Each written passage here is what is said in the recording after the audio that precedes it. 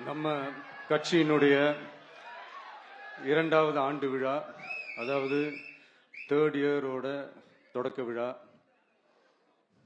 இன்னைக்கு தமிழ்நாட்டில் ஒரு மிகப்பெரிய ஒரு கட்சியா நம்ம வளர்ந்து இருக்கிறோம் அப்படின்னா அது உங்களால தான். ப்ளஸ் நம்மளை நேசிக்கிற கோடிக்கணக்கான மக்களும் தான் அதுக்கு ஒரு மிக முக்கிய ஒரு காரணம். அப்புறம் என்ன, மைக்கை பிடிச்சாச்சு, வெடியை கொளுத்தி போட்டுருவோமா?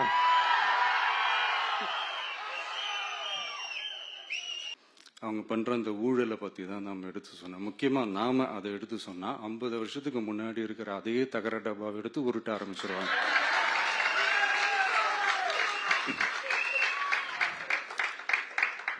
பவள விழா பாப்பாக்கு வேற என்ன தெரியும்?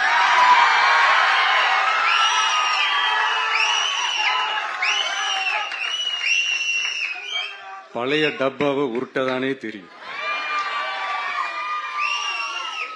அதுக்காக நாம அவங்க பண்ற தப்பெல்லாம் சொல்லாம வெளியே சொல்லாம இருக்க முடியுமா? சொல்லுவோம், சொல்லிக்கிட்டே இருப்போம். டிஜிட்டல் உலகத்துல திருவள்ளுவர் இருந்திருந்தாருன்னா இந்த தீய சக்தியை பத்தி என்ன திருக்குறள் எழுதியிருப்பாரு?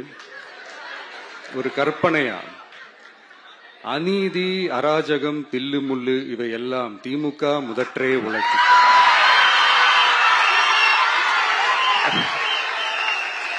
ஒரு கற்பனையா?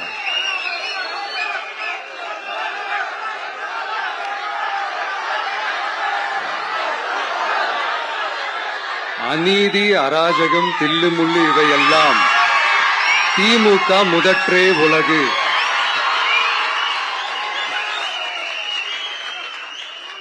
பேர் கொந்தளிப்பாங்க.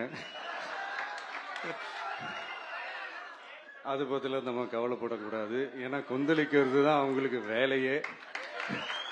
புரிஞ்சுங்களா உங்களுக்கு?